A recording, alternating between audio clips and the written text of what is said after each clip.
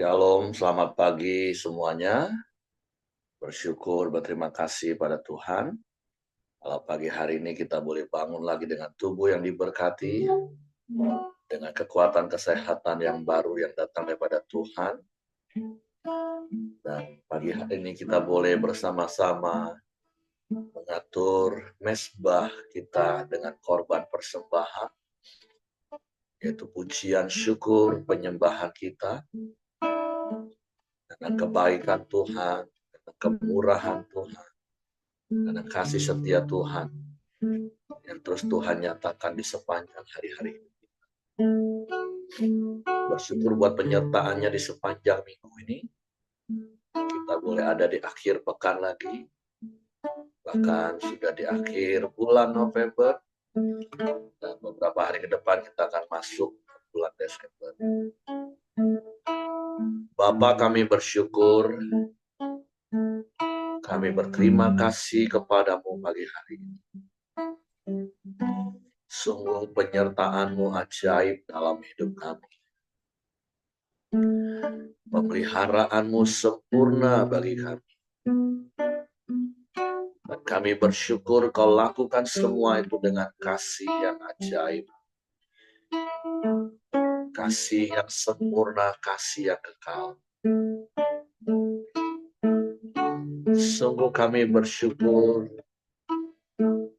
kami berterima kasih kepada-Mu pagi hari ini Tuhan. Haleluya. Kasih yang terindah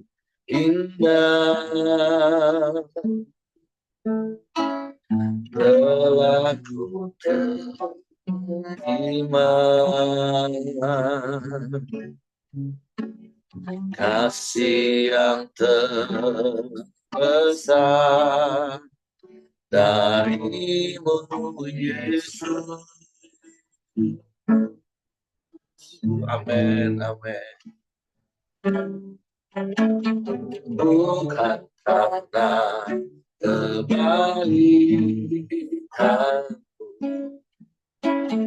bukan karena hebatku,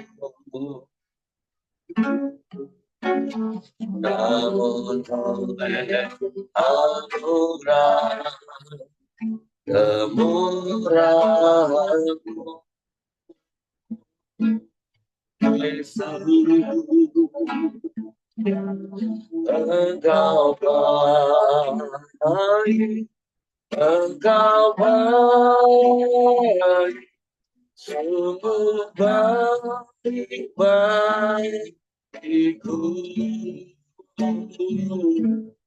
Engkau mulia, Engkau mulia, muliakan Yesus.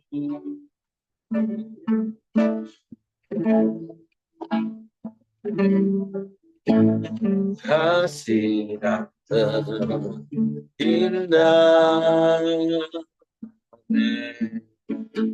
telah ku terima. Kasih yang terbesar dari-Mu Yesus. Amen. Bukan karena kebaikan, bukan karena hebatku, namun oleh anugerah kemurahan-Mu, Tuhan. Engkau baik, Engkau baik, sungguh baik bagiku. Engkau mulia, Engkau muliakan namamu, Yesus. Sekali kita katakan, kasih yang terindah telah kami terima daripada kasih yang terindah telah terima, kasih yang terbesar dari Yesus.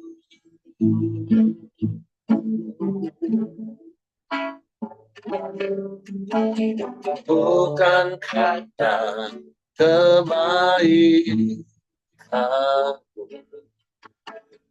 bukan karena hebatku, namun oleh anugerah kemurahan-Mu.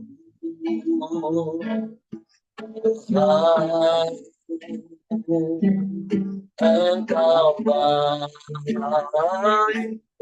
Engkau baik, sungguh baik bagiku. Engkau mulia, Engkau muliakan Yesus. Engkau baik, Engkau baik, sungguh baik bagiku. Engkau mulia, Engkau mulia, namamu, Yesus. Engkau baik, Engkau baik, sungguh baik bagiku. Engkau mulia, Engkau muliakan Yesus. Muliakan Yesus.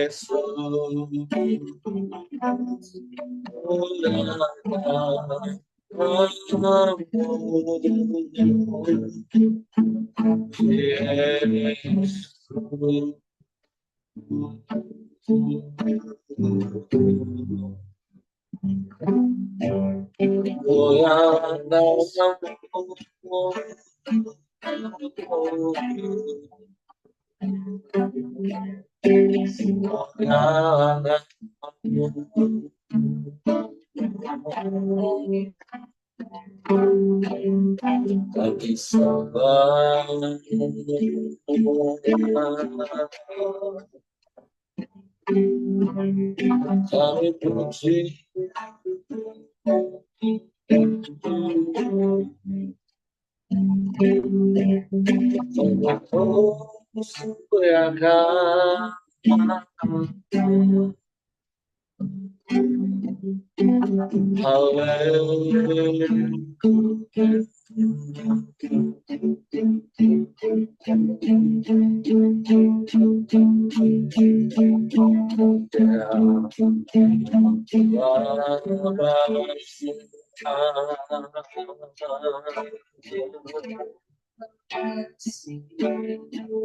sungguh baik, sangat baik, amat baik.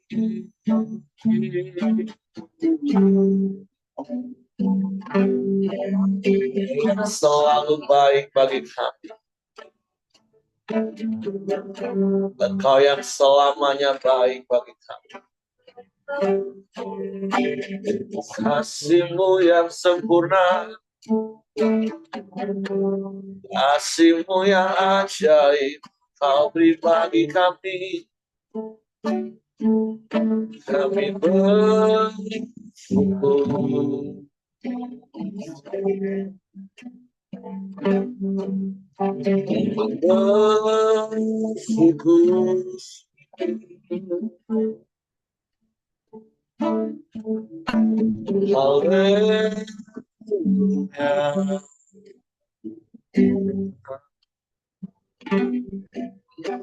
Haleluya.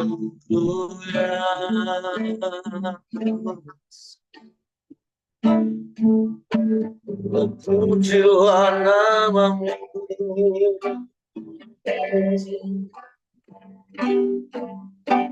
Terpujilah nama-Mu.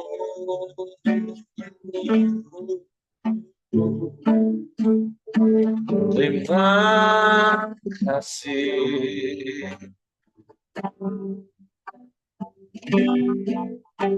Terima kasih.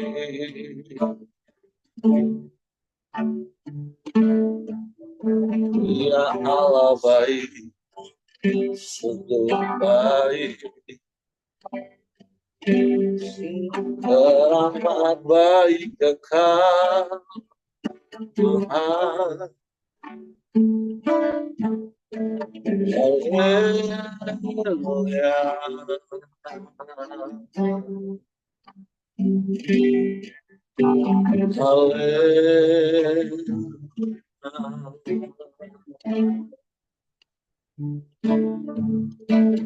Syukur bagimu,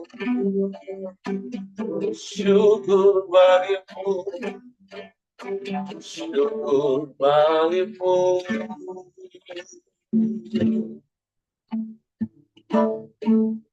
Kasih yang ajaib, kasih yang sempurna, kasih yang telah Kau nyatakan dalam hidupku. Sungguh kami bersyukur punya Bapa yang seperti-Mu. Engkau Bapa yang begitu mengasihi kami. Kau berikan yang terbaik bagi kami. Kau beri Yesus bagi kami. Di kayu salib menebus hidup kami, menghapus dosa-dosa kami. Bapa, Kau berikan kami Roh Kudus-Mu, menghibur, menguatkan, menuntun kami pada kebenaran, menopang hidup kami. Bapa, kami bersyukur, kami berterima kasih. Engkau baik, Engkau baik, sungguh baik, teramat baik, selalu baik, selamanya Engkau baik. Sebab tak berkesudahan kasih setia-Mu, sekalipun gunung-gunung beranjak, tapi kasih setia-Mu tak pernah beranjak dari hidup kami. Sekalipun bumi bergoncang, Kau tetap Allah, Kau tak berubah, Kau tetap sama, Kau tetap ada bersama kami.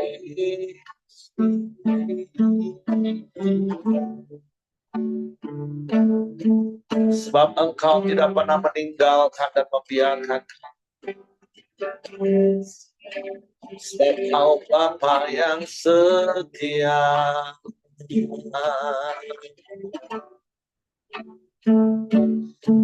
Kami bersyukur, kami bersyukur. Terima kasih, terima kasih.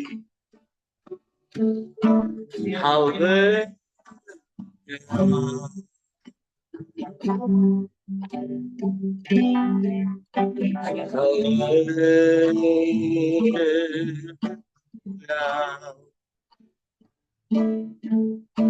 Ajaib Tuhan, ajaib Tuhan. Kau sungguh ajaib, sungguh mulia. Tiada yang sepertimu, tiada yang lain, hanya Engkau. Kami puji, kami sembah, kami tinggikan nama-Mu Yesus. Sebab Engkau satu-satunya dan tidak ada yang lain, tidak ada yang sama seperti-Mu. Hanya kepada-Mu hati kami percaya. Hanya kepada-Mu kami mempercayakan seluruh hidup kami. Kau Bapa yang kekal, Bapa yang mulia. Kami bersyukur, kami bersyukur. Terima kasih, terima kasih.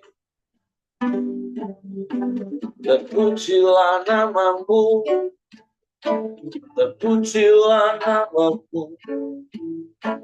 Mulialah nama-Mu Yesus Tuhan.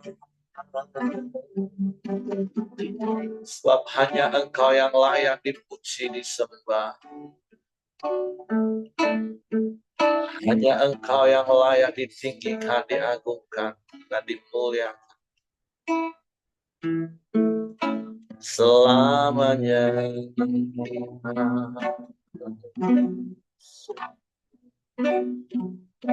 Selamanya.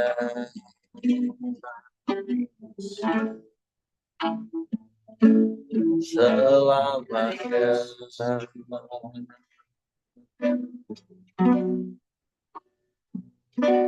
Terpujilah nama-Mu,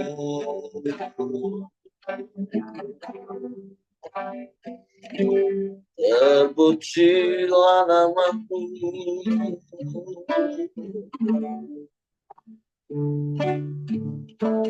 Haleluya,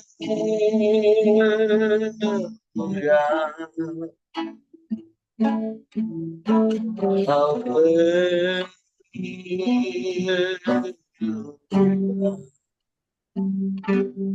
Ajaib, ajaib, ajaib, ajaib. Terpujilah nama-Mu, terpujilah nama-Mu Yesus.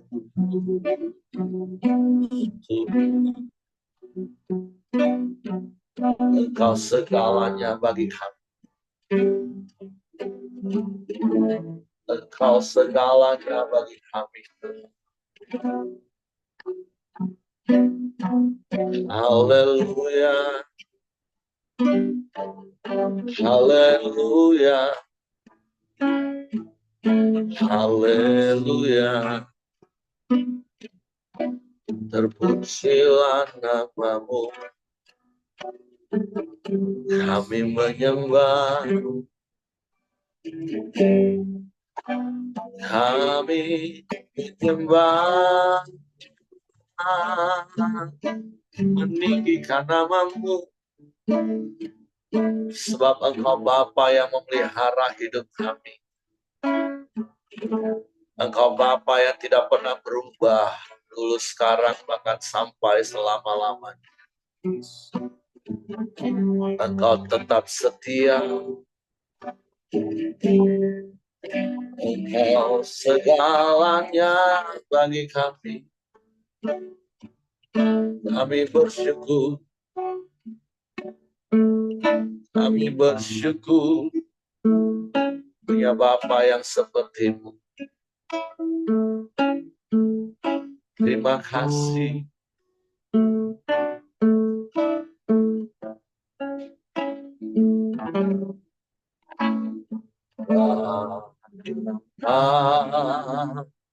Kau setia. Bapa, Kau mulia.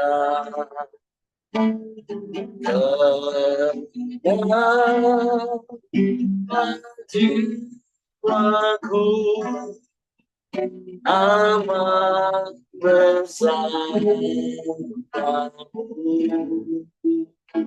Amin. Lebih dari harta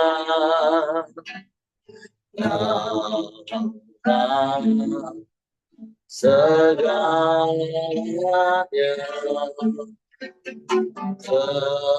tenanglah jiwaku dalam hadirat-Mu. Kau tunjukkan kasih setiamu.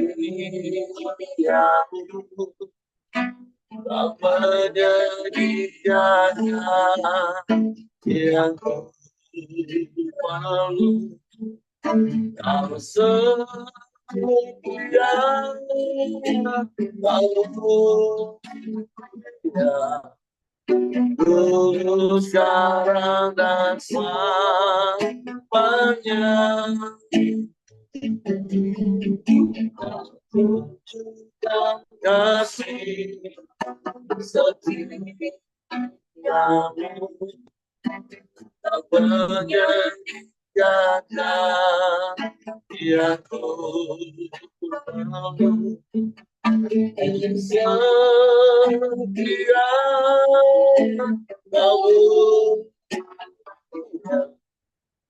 Bapa setia.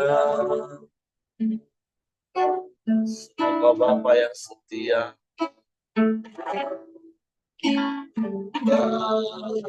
Bapa Kau setia. Bapa Kau mulia. Tenanglah jiwaku amat bersamamu.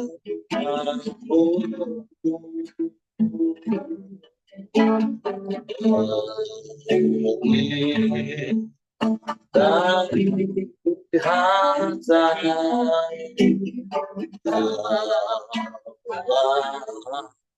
segalanya,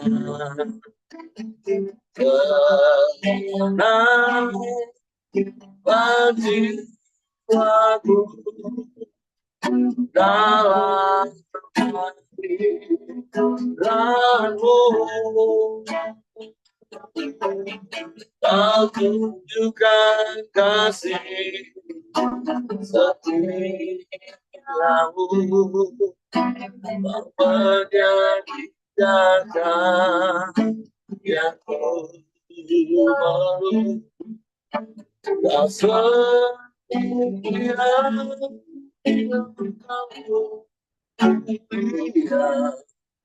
dulu, sekarang, dan selamanya.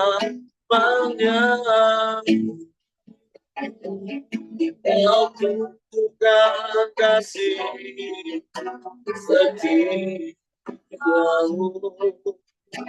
yang menyediakan yang ku menunggu.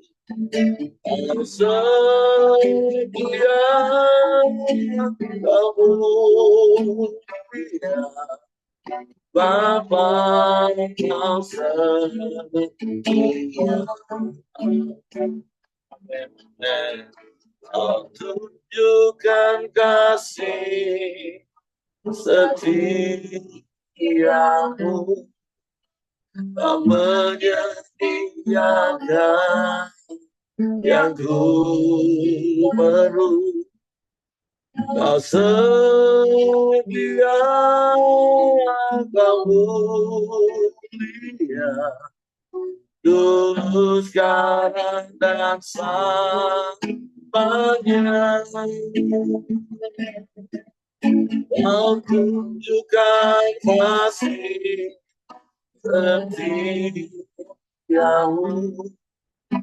kau menyediakan yang ku perlu. Kau setia, kau mulia, kau setia, kau setia,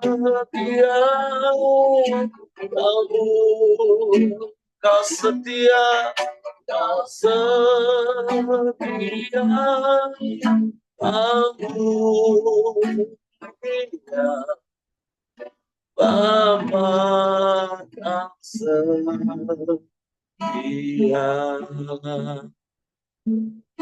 Sungguh kau Bapa yang setia, kau Bapa yang tak pernah berubah. Kasih dan kuasa-Mu yang terus kau nyatakan dalam hidup kami. Bahkan firman-Mu yang meneguhkan hati kami. Terus percaya kepada sebab iman kami timbul dari pendengaran akan firman Kristus. Suatu pagi hari kami mau dengar lagi firman. Roh Kudus, tolong kami untuk mengerti dan memahami firman. Sehingga kami percaya firman-Mu dan kami melakukannya dalam hidup kami. Dalam nama Yesus. Haleluya. Haleluya. Amin. Oke, silakan Ibu Mirianti. Shalom, selamat pagi Pak Heri, Bapak Ibu semuanya. Terima kasih untuk kesempatan yang diberikan kepada kami. Tidak terasa ya, sekarang ini sudah akhir November, sebentar lagi masuk Desember. Wah, luar biasa. Tuhan sudah memimpin kita setahun, memberikan segala warna kehidupan, tapi Tuhan menyediakan semua yang kita perlukan. Amin. Bapak Ibu, kita sampai pada Amsal pasal 6. Saya kalau ingat awal-awal Coram Deo dulu itu, Coram Deo ini kita semua benar-benar nggak keluar rumah. Makanya Coram Deo dengan metode Zoom ini kita hadir dengan semuanya walaupun jauh ya. Ada yang di Bungo, ada yang di Jambi, ada yang di Malang, waktu itu ada yang di Palembang, ada di Jakarta. Oh, waktu itu ada juga yang dari Kupang kalau nggak salah ya. Aduh, kita merasa, oh ternyata banyak teman kita masih mamanya Pak Heri juga masih ikut rajin tiap hari ya waktu itu. Dan memang kita nggak bisa keluar rumah, makanya dengan Zoom ini kita bersama-sama disatukan dalam suatu kumpulan yang kita sebut Koram Deo, ya. Jadi kalau dulu ya segini yang hadir sekitar 28, 30 gitu. Ada satu saat kemarin bulan kemarin tuh hanya sekitar 20 gitu. Ya, puji Tuhan kita banyak lagi yang hadir dalam Zoom ini. Saya bacakan di pasal 6 ya. Pasal 6 ini ada 2 perikop. Ternyata perikop yang kedua itu hampir sama dengan kemarin yang sudah disampaikan oleh Ibu Cia. Jadi saya bacakan perikop yang pertama ya. Berbagai-bagai nasihat. Hai anakku, jikalau engkau menjadi penanggung sesamamu dan membuat persetujuan dengan orang lain, jikalau engkau terjerat dalam perkataan mulutmu,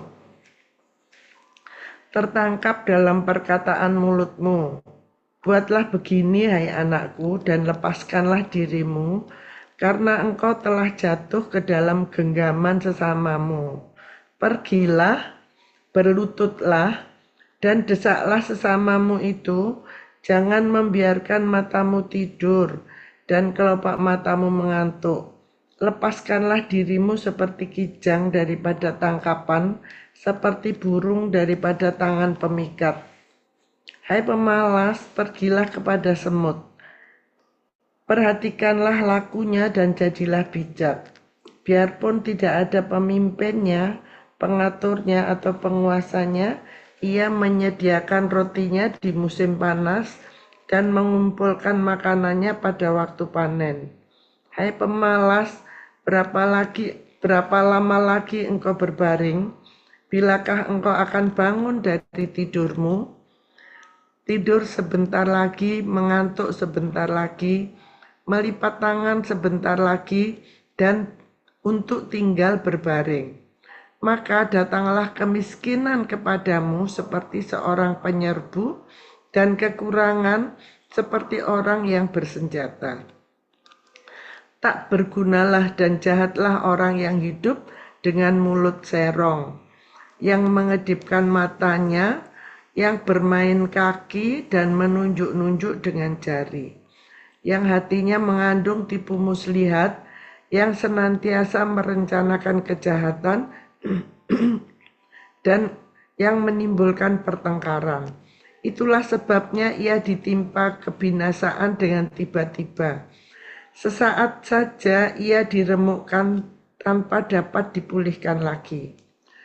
6 perkara ini yang dibenci Tuhan, bahkan 7 perkara yang menjadi kekejian bagi hatinya: mata sombong, lidah dusta, tangan yang menumpahkan darah orang yang tidak bersalah, hati yang membuat rencana-rencana yang jahat, kaki yang segera lari menuju kejahatan, seorang saksi dusta yang menyembur-nyemburkan kebohongan dan yang menimbulkan pertengkaran saudara. Sementara itu yang saya bacakan Bapak Ibu ya. Jadi saya sungguh sangat kagum dengan Raja Salomo, karena waktu ditanya Tuhan, waktu Salomo itu ditabiskan jadi raja, ditanya sama Tuhan, kamu mau apa yang aku berikan kepadamu? Salomo minta hikmat, Bapak Ibu. Setelah saya lihat ya, saya itu googling, saya tanya hikmat adalah apa? Hikmat adalah kemampuan untuk memahami dan menerapkan pengetahuan yang baik dan benar dalam kehidupan. Jadi mampu untuk memahami bagus ya, dan menerapkan pengetahuan yang baik dan benar dalam kehidupan. Bapak Ibu, itulah hikmat yang diberikan Tuhan kepada Salomo. Kalau kita baca firman Tuhan tadi dalam ayat 1 sampai 19 Amsal pasal 6 itu sulit, saya aja sulit mencerna. Ini maksudnya apa toh ya? Sulit sekali ayat firman Tuhan itu. Jadi hikmat itu hanya diberikan oleh Tuhan kepada kita juga. Sekarang ini bisa kita minta Tuhan berikan hamba hikmat untuk mengerti, menerapkan pengetahuan baik dan benar. Mengerti dan menerapkan firman Tuhan. Itu bisa kita minta. Karena ayat firman Tuhan ini sulit loh. Coba kita baca. Menjadi penanggung sesamamu. Nah itu apa yang dimaksud penanggung sesamamu? Dan membuat persetujuan dengan orang lain. Jangan terjerat dalam perkataan mulutmu, tertangkap dalam perkataan mulutmu. Nah itu menurut pengetahuan yang sebentar saya minta kepada Tuhan itu, hikmat itu. Jadi apa maksudnya itu? Jadi gini Bapak Ibu, kan kalau mungkin zaman dulu ya, ada orang harus dihukum bersalah gitu, terus ada dia itu pembesar atau orang terkemuka, dia mengatakan ya udah nggak apa-apa, lepaskan dia, bebaskan dari hukuman karena aku jaminannya gitu loh. Nah seperti itu. Sekarang ya nggak ada lah ya. Kalau orang bersalah eh, harus masuk tahanan polisi gitu ya. Sekarang yang jadi penanggung itu duit, Bapak Ibu. Harus dikasih jaminan uang sekian gitu. Baru orang itu tidak ditahan, bebas ditahan. Wah, sekarang serba kehidupan di dunia ini serba kacau ya. Semua duit. Eh, Penanggung kalau zaman dulu orang menanggung sesamanya itu pun nggak boleh sama Tuhan. Jangan, jangan. Nah, jadi kalau kalau menjadi penanggung itu kita harus segera melepaskan diri dari eh, keharusan menanggung seseorang. Nah, ini memang eh, ini saya laptop saya saya kan tadi bilang ya, kita Koram Deo dari kalau nggak salah 2019 ya waktu itu ya Pak, 2020 ya, 2020 ya. Jadi laptop saya itu yang satunya rusak. Rusak bisa mendengar tapi nggak bisa dipakai ngomong. Pertamanya masih bisa muncul gambarnya, eh, terus ganti yang ini. Itu tetap saya pakai. Kadang-kadang kan saya nggak muncul gambarnya itu ya. Itu suaranya bagus gitu. Jadi eh kemana tadi ya? Kita nggak boleh menjadi penanggung sesama ya. Kemudian jangan malas. Tuhan itu tidak suka orang malas ternyata. Jadi kalau kita dibangunkan pagi-pagi sudah koram deo, ini pasti kita ini orang-orang yang rajin ini, ya pasti ya untuk apa? Kalau kalau orang misalkan ya, kadang gini, loh aku kerjanya jam 10 ya bangun jam 8 kan masih ada waktu gitu. Tapi kita koram deo mulai jam 5. Tapi jujur ya, saya itu kalau ndak ada alarm, alarm saya itu jam 4.30. Kadang alarm bunyi, saya masih melek, merem lagi gitu. Nah, sulit kan? Bagi saya juga sulit. Nah, Tuhan bilang jangan malas. Ya, ayat 10 tidur sebentar lagi, mengantuk sebentar lagi, melipat tangan sebentar lagi untuk tinggal berbaring. Karena kalau orang malas ya, terus ayat 11, maka datanglah kemiskinan kepadamu seperti seorang penyerbu. Bapak Ibu, orang mungkin heran ya, umur saya kan kemarin saya nanya Pak Simon usianya berapa? Pak Simon nanya saya, Bu Merianti usianya berapa? Ternyata saya kan teman sekelas gitu loh sama Pak Simon sebaya. Umurnya itu bahkan kalau menurut kalender Tionghoa ya, sudah mau 69 saya ini. Ya, nah eh, jadinya 70 ya. Karena di kandungan ibu kan 9 bulan, jadi 70.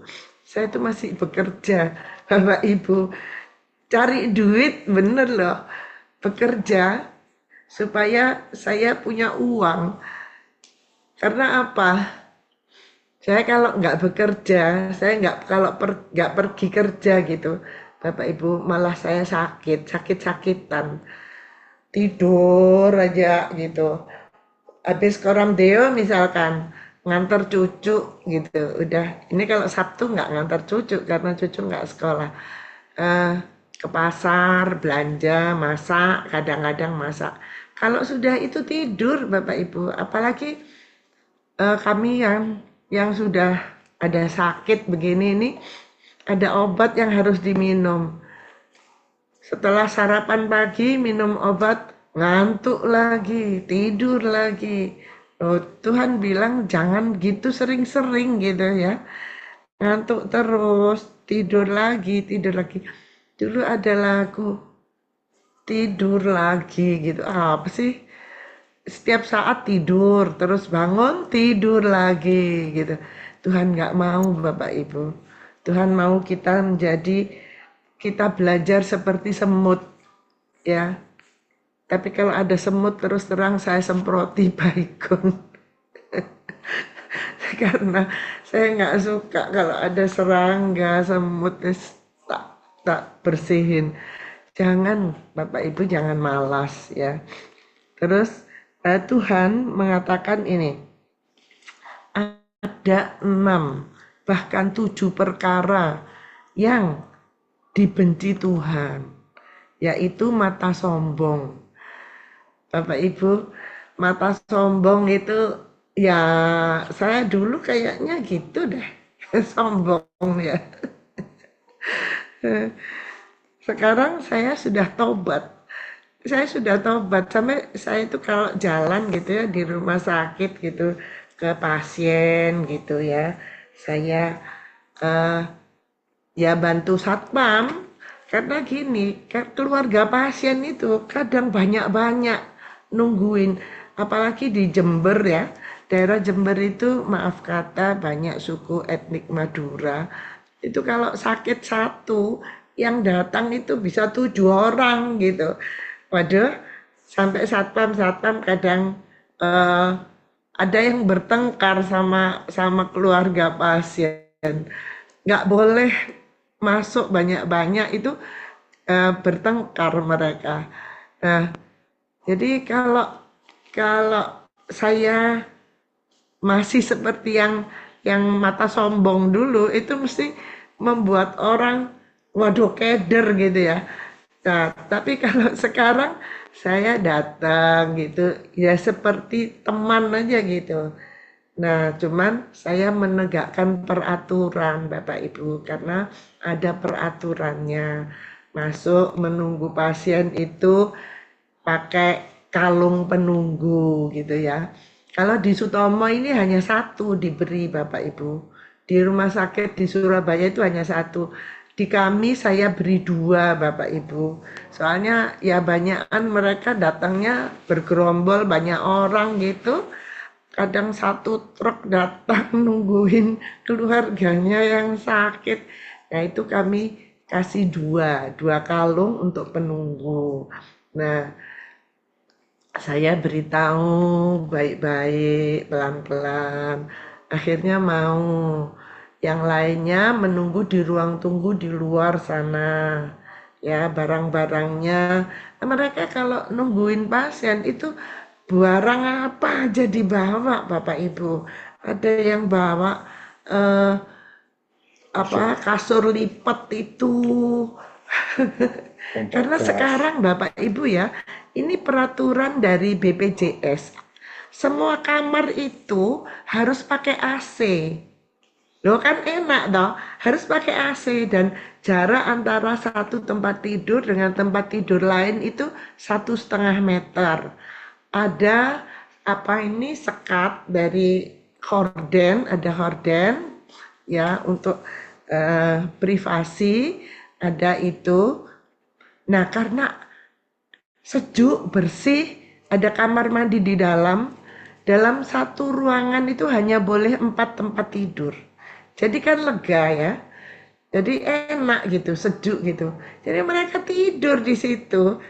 Kadang saya bilang, Bu, ibu ini bayar 3 ya di rumah sakit ini.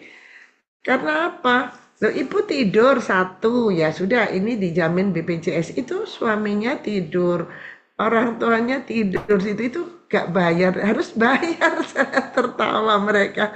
Jadi kayak gitu. Nah, kalau kita nggak rendah hati, kita sombong, kita pasti mereka marah ya. Ada mereka itu yang mengatakan kepada saya tuh senang di rumah sakit ini Bu, nggak kayak di rumah sakit lain. Kenapa? Ya gitu, kalau ngasih tahu itu baik-baik, jadi kami bisa nerima gitu. Ya hati saya gini, aduh Bapak Ibu, penunggu, kalau harus begitu terus kan kadang-kadang satpam ya namanya satpam kan ada galaknya gitu loh. Dia bilang kalau di rumah sakit lain kami diusir seperti hewan gitu. Kalau di sini enggak, kami kami merasa senang. Jadi rumah sakit itu terkenal gitu karena semuanya senyum. Saya sudah bilang sama perawat, bidan, pekerja yang lain, kalau sama pasien kamu nggak senyum ketemu saya, awas ya, gitu. Nah, kita tidak boleh mata sombong, kata Tuhan kan. Ya, itu yang dibenci sama Tuhan. Kemudian lidah dusta. Juga Tuhan tidak mau. Tangan yang menumpahkan darah orang yang tidak bersalah. Nah, ini aku juga nggak ngerti ini. Ini mungkin kejahatan-kejahatan zaman dulu ya. Ada bunuh-membunuh gitu, zaman sekarang nggak ada. Orang sakit sedikit aja dibawa ke rumah sakit, dirawat baik-baik supaya nggak mati. Saya sudah mengalami sakit gitu ya. Saya dalam bulan eh, Oktober ya, September, Oktober, November ini saya masuk rumah sakit 3 kali Bapak Ibu. Terakhir kemarin sudah ya, sudah selesai tanggal 8 November. Nah, saya kira gini Bapak Ibu, kalau ada orang yang sakit aja, cepat diobatin. Tidak boleh menumpahkan darah orang yang nggak bersalah. Ini kalau ini perselisihan mesti perselisihan zaman dulu ya, zaman sekarang nggak ada. Orang sakit sedikit diobati supaya sembuh dan sehat dan hidup baik gitu ya. Kemudian yang Tuhan tidak mau, hati yang membuat rencana jahat. Ya, kalau kita koram deo tiap hari Bapak Ibu, kita melakukan firman Tuhan 4M ya, yang nggak ada lah, nggak ada yang punya rencana jahat. Wah, aku nanti begini begitu, yang jahat gitu, nggak ada. Pasti Bapak Ibu, karena kita melakukan firman Tuhan. Kalau dengar firman Tuhan, orang masih tertempelak ya Bapak Ibu, masih oh itu menyindir saya gitu. Bapak Ibu, ayo cepet-cepet bertobat ya. Gak ada maksud firman Tuhan itu nyindir seseorang, gak ada. Firman Tuhan itu untuk saya dan untuk Bapak Ibu. Dia bermata dua. Jadi kalau saya bisa bilang begini, berarti saya menerapkan gitu. Nah, mengajak Bapak Ibu menerapkan. Itulah firman Tuhan. Kalau masih tersinggung gitu ya, ayo cepet tobat ya Bapak Ibu. Apalagi kemarin kalau firman Tuhan yang disampaikan Ibu Ciaca di Amsal 5 itu. Wah, kalau tersinggung ya, ya udah, beres deh. Nggak mau ikut lagi koram deo gitu ya. Jangan Bapak Ibu, firman Tuhan itu untuk menuntun laku kita di muka bumi.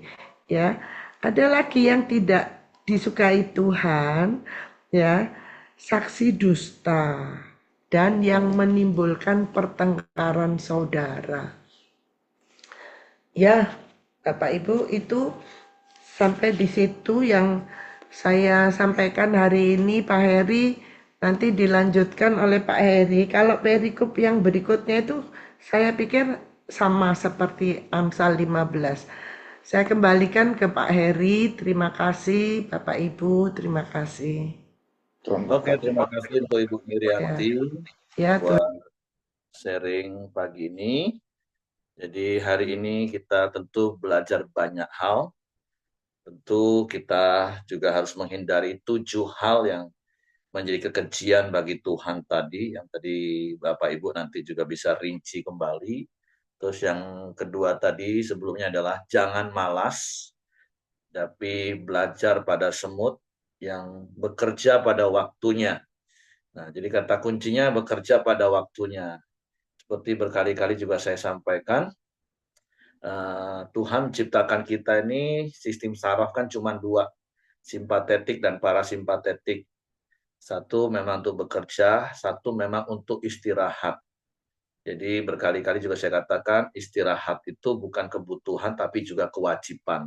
Seperti kita wajib bekerja, karena firman Tuhan katakan orang kalau nggak kerja nggak boleh makan, nggak usah makan. Nah, tapi istirahat itu juga wajib. Jadi tadi kan dijelaskan semut itu kerja cari makan pada waktunya. Nah, itu juga hal yang perlu diperhatikan. Ada begitu banyak orang yang ngoyoh sampai lupa istirahat dan ujung-ujungnya waktu muda kejar uang, korbankan kesehatan, waktu tua korbankan uang untuk kejar kesehatan. Enggak seperti itu hidup. Hidup harus di-maintain, harus dikelola dengan baik. Ya, kalau untuk usia-usia Ibu Mirianti, Pak Simon, ya itu kan dalam tanda kutip bukan usia produktif lagi. Ya, kalaupun lebih banyak tidur, itu pun tidurnya juga kepotong-potong sih setahu saya kalau orang tua. Nanti malam nggak bisa tidur full seperti para pekerja yang bisa 7 jam, 8 jam tidur pulas. Orang tua paling 3-4 jam. Kami aja udah tinggal 5 jam. Nah, tapi dilengkapi lagi mungkin kalau ada jeda waktu, karena itu tadi, kan nggak terikat dengan pekerjaan yang mengikat full. Nah, seperti itu. Jadi, dikelola sih hidup ini intinya. Kerja harus pada waktunya. Kalau waktunya kerja ya harus kerja, jangan malas. Jangan jadi kaum rebahan terus tiba-tiba minta berkat dari surga turun. Nggak mungkin, itu bohong. Nah, jadi saya percaya Bapak Ibu paham tentang hal ini ya. Nah, terus yang pertama tadi itu tentu kembali seperti apa yang Yesus ajarkan. Kita ini harus cerdik seperti ular, tapi tetap tulus seperti merpati. Tentu dalam konteks di dalam ayat pertama sampai ayat yang ke-5 itu kan banyak orang tuh kadang ya gampang untuk tergerak hatinya, tapi maaf kadang itu bukan karena belas kasihan, tapi karena kasihan. Nah, kadang karena kasihan, nggak bijak-bijak meneliti siapa yang mau ditolong, hanya karena sepintas dengar, ya apalagi khususnya kalau orang-orang yang telinga tipis kata orang ya, wah langsung cepat bertindak. Tapi ternyata, wah ini orang ternyata memanfaatkan. Atau dia semangat mau menolong, tapi sementara keadaannya sebenarnya nggak mampu. Nah, makanya berkali-kali di tahun yang lalu, waktu kita bicara tentang kemurahan hati, kemurahan hati itu bukan royal, kemurahan hati itu bukan dermawan, kemurahan hati itu bukan supaya dapat pahala, tetapi kemurahan hati itu ya memang kita murah hati, tapi terukur dan terencana. Dan tentu selalu dimulai dari keluarga inti kita, Yerusalem, Yudea, Samaria, sampai ujung bumi. Nah ada orang itu yang pokoknya dengar cerita yang menyentuh hati saja. Nggak diselidiki lagi nih orang seperti apa, langsung mau tolong. Menolongnya boleh Bapak Ibu, tapi sekali lagi keseimbangan itu kunci kehidupan. Cerdik dan tulus itu harus seimbang. Karena berkali-kali saya katakan kalau cerdik nggak tulus kita kan jadi licik. Tapi kalau kita tulus tapi nggak cerdik, kita jadi bodoh, dimanfaatkan orang. Nah, jadi tapi kalaupun sudah keceplos ngomong, nah kita diajar gentle Bapak Ibu. Jangan lari dari tanggung jawab. Kalau memang kita punya kapasitas kemampuan ya puji Tuhan, genapilah janjimu itu. Karena mulutmu seperti perkataanmu, seperti Kristus dengan firman-Nya, seperti itulah kita dengan perkataan kita. Tapi kalau kenyataannya kita nggak mampu, tadi hanya karena euforia, emosi sesaat, aku tolong, pokoknya sudah. Wah, kalaupun ternyata enggak, lebih baik datang rendah hati. Minta maaf, tadi salah ngomong, hanya sebatas emosi sesaat. Terus beresin, jangan malah ditinggal pergi tidur. Kalau Bapak Ibu mau lebih jelas, ini saya baca di terjemahan Indonesia masa kini, lebih gampang dipahami. Jadi mari Bapak Ibu, hidup ini harus seimbang. Cerdik dan tulus itu harus seimbang. Terus yang kedua, poin malas, ya saya ajarin tadi, ya kerja itu pada waktunya. Waktunya istirahat, istirahat. Jangan selalu, aduh tanggung, tanggung, tanggung. Wah, sampai akhirnya jam makan lewat, akhirnya lambung minimal kena. Terus akhirnya makan sembarangan, mau cepat saja karena sibuk kerja, cari uang sebanyak-banyaknya. Itu tadi, nanti ujungnya korbankan uang untuk cari kesehatan. Ya untuk apa kita punya banyak uang, tapi sakit-sakitan terus. Tuhan mau kita ini sehat sampai seumur hidup kita, produktif, walaupun bukan produktif cari uang lagi, lebih banyak waktu melayani Tuhan. Nah, hidup dikelola Bapak Ibu. Jadi itu yang saya tambahkan. Nah, kalau bicara perikop yang kedua tentang perzinahan seperti Bu Mirianti, kemarin sudah dibahas, tapi ada satu ayat yang ngomong seperti ini, ingatkan kita. Kalau kemarin kan ayat pengingatnya, firman Tuhan pengingat untuk menghindari perzinahan itu, ingat Tuhan itu mengawasi langkah kaki kita. Tuhan itu perhatikan hidup kita. Nah, saya berharap itu ditaruh dalam hati kita supaya jadi alarm yang warning kita kalau kita mulai menyimpang. Nah, hari ini ayatnya adalah gini. Ayat yang ke-27 Bapak Ibu. Dapatkah orang membawa api dalam gelembung baju dengan tidak terbakar pakaiannya? Atau dapatkah orang berjalan di atas bara dengan tidak hangus kakinya? Jadi jangan coba-coba. Bahasa Indonesia ada pepatah gini, orang yang main air basah, orang yang main api kebakar. Jadi jangan coba-coba main api, oh, nggak apa-apa, nggak apa-apa. Tunggu waktunya sampai terbakar gosong, nah, baru nangis bombay kau ya. Nah, atau berani main air, orang yang menepuk air ya mukanya sendiri yang kena. Jadi ini ayat yang mengingatkan kita. Jadi hindarilah perzinahan. Ya sekali lagi memang seakan-akan khususnya ini pria kan, yang seperti saya ngomong waktu Pak Irwan ngomong, pria itu bukan banyak godaan. Kalau masalah banyak godaan, nggak usah nunggu banyak uang, banyak godaan. Godaan untuk dapat uang nggak halal itu juga godaan. Tapi pria itu kalau punya uang, nah dia mulai berani-berani coba-coba goda-goda. Nah itu yang bahaya. Jadi istri-istri coba lihat kalau suamimu sudah uangnya mulai tambah banyak, penampilannya sudah tambah keren, inget-ingetin. Jangan suka goda-goda ya. Nanti awalnya cuma iseng-iseng. Ini bukan iseng-iseng berhadiah Bapak Ibu. Iseng-iseng kebakar. Nah, Bapak-Bapak udah senyum-senyum yang buka video. Kalau yang nggak buka video saya nggak tahu karena senyum juga atau tertidur ya. Ya, jadi Bapak-Bapak kalau berkat Tuhan lebih banyak, makanya berkali-kali seperti saya kemarin katakan, ya harusnya waktu materi ditambahkan Tuhan, harusnya yang pertama kita tambah itu pemberian kita. Bukan gaya hidup kita yang meningkatnya sangat signifikan. Karena ketika gaya hidupnya yang meningkat sangat signifikan, itu tadi khususnya pria. Ya kalau ibu-ibu tergodanya bukan tergoda, memang sengaja cari godaan ke outlet-outlet yang branded, yang tadinya enggak, sekarang masuk ke situ. Nah, Akhirnya ya beli hal-hal yang nggak penting. Karena makanya ada yang plesetkan doa Bapa kami itu gini Bapak Ibu. Janganlah membawa kami ke dalam pencobaan, karena kami bisa masuk sendiri Tuhan. Nah, ya karena banyak orang yang kalau punya duit, dia sendiri yang masuk ke pencobaan. Tadinya nggak perlu masuk ke tempat-tempat branded, sekarang mulai coba-coba lirik-lirik masuk. Kalau udah masuk mana nggak beli. Dia pikirkan uang sudah ada. Lupa kalau uang itu punya Tuhan. Kemarin ayat di dalam Amsal kemarin udah katakan, muliakanlah Tuhan dengan hartamu. Nah, jadi kalaupun kita mau beli pun, kita harus tanya sama yang punya harta, Bapak Ibu. Apa yang kita beli itu memuliakan Tuhan nggak? Atau hanya memuaskan hawa nafsu keinginan daging kita? Nah, terus ya jangan ngomong, ya karena Bapak nggak punya uang sih, Bapak bisa ngomong kayak gitu. Nah, ya buanglah pikiran jauh-jauh. Kalaupun nanti Bapak Ibu lihat saya mulai beli hal-hal yang nggak memuliakan Tuhan, ya Bapak Ibu nasehatin saya dong. Walaupun bersyukur sampai hari ini saya nggak pernah beli-beli, karena saya selalu dikasih oleh Bapak Ibu sebagai perpanjangan tangan kemurahan Tuhan. Ya kan? Saya bersyukur, kami berterima kasih sebagai keluarga hamba Tuhan, kami diperhatikan Tuhan lewat jemaat yang luar biasa mengasihi Tuhan dan mengasihi kami.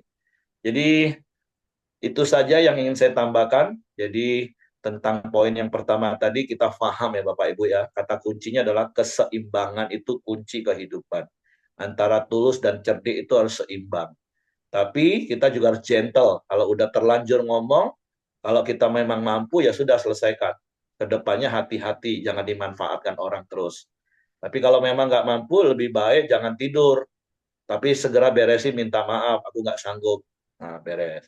Kalau soal malas, semua tadi saya percaya juga clear, kerja itu pada waktunya, waktunya istirahat harus istirahat.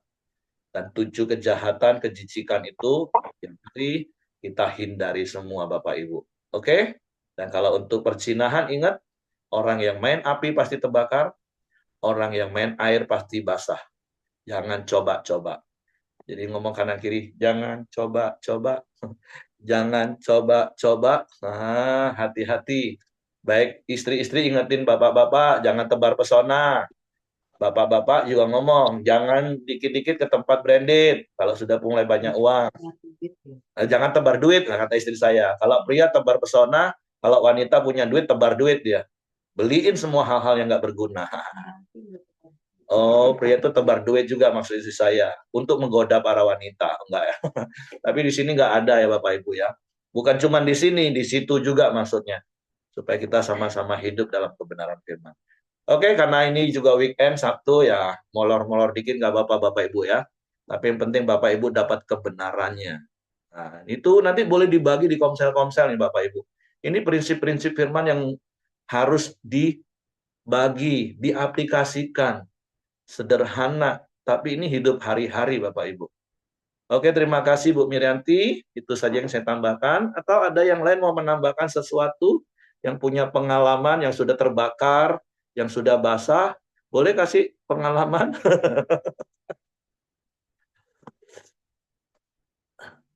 Ya oke lah, nanti para pria kumpul, bagi pengalaman, kasih tahu jangan sampai terbakar, jangan sampai basah kuyup.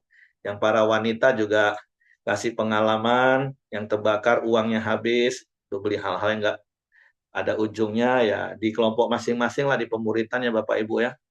Tapi secara umum ya ajarkanlah nilai-nilai prinsip-prinsip yang firman Tuhan ajar hari ini.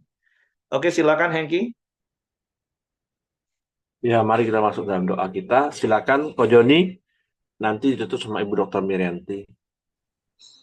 Ya, salam semua. Mari kita masuk dalam doa kita pagi hari ini. Bapak, terima kasih. Kami bersyukur Tuhan buat pagi hari ini. Kami boleh terus bersama-sama memuji, memuliakan Engkau Tuhan. Kami juga sudah mendengarkan kebenaran firman-Mu di pagi hari. Ya Tuhan, setiap hikmat-hikmat yang Kau berikan kepada kami Tuhan, boleh menjadi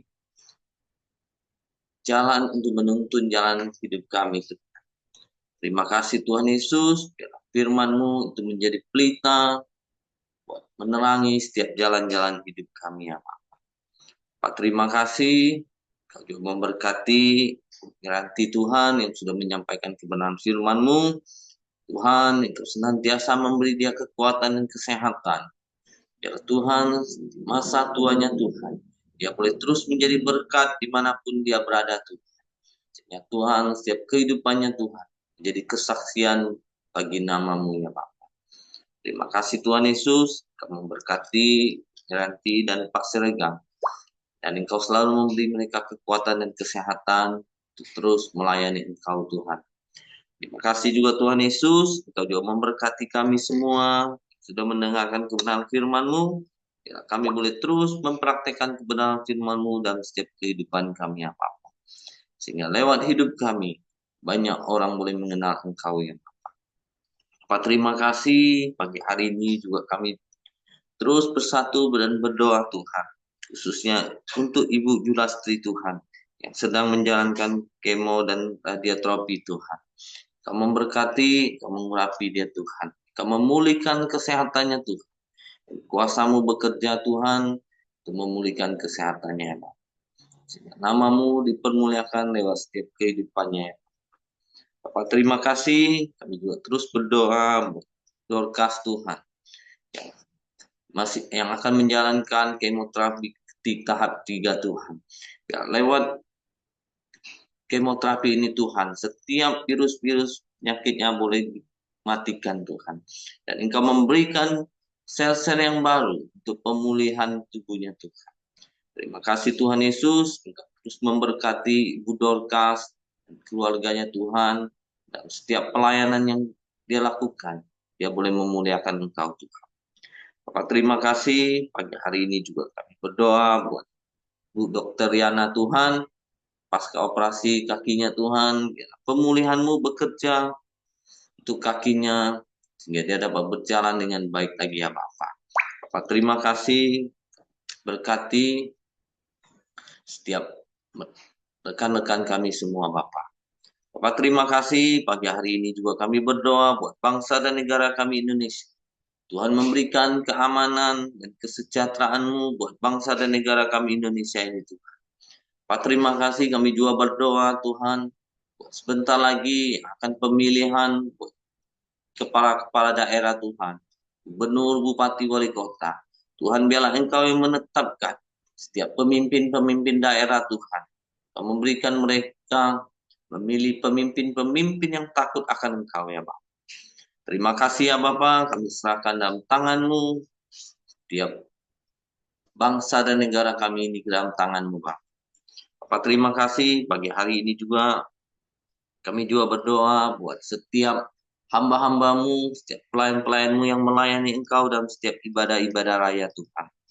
Kau memberkati dan mengurapi Tuhan. Berikan mereka hikmat, berikan mereka Tuhan untuk dapat melayani Engkau dengan baik Tuhan. Terima kasih Bapa, kami serahkan tangan-Mu setiap doa-doa kami di pagi hari ini. Mari kita masuk dalam doa Bapa kami. Bapa kami yang di surga, dikuduskanlah nama-Mu, datanglah kerajaan-Mu, jadilah kehendak-Mu di bumi seperti di surga.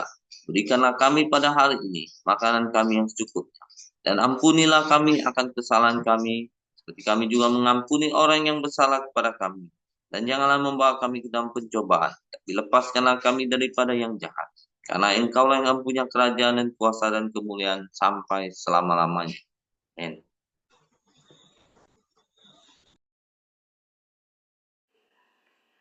Bapak terima kasih. Tanti intinya kami bersyukur kepadamu, karena Engkaulah Bapa kami yang memelihara kehidupan kami, hidup kami di muka bumi ini. Engkau terus mengawasi kami. Terima kasih Tuhan, ajar kami menyadari betapa Engkau ada bersama kami, dan kami ini tidak sendirian. Terima kasih Bapa untuk firman-Mu pagi ini. Biarlah firman-Mu menjadi kekuatan, menjadi pelita, suluh bagi kami dalam kami menjalani hidup di muka bumi ini. Terima kasih Bapa, segala pujian bagimu, segala kemuliaan hanya bagi Tuhan. Karena Engkaulah Bapa dengan kasih yang luar biasa di dalam Tuhan Yesus Kristus, dan damai sejahtera yang Kau berikan, serta penyertaan Roh Kudus yang senantiasa bersama kami, sekarang bahkan sampai selama-lamanya. Dalam nama Tuhan Yesus Kristus kami berdoa dan mengucap syukur.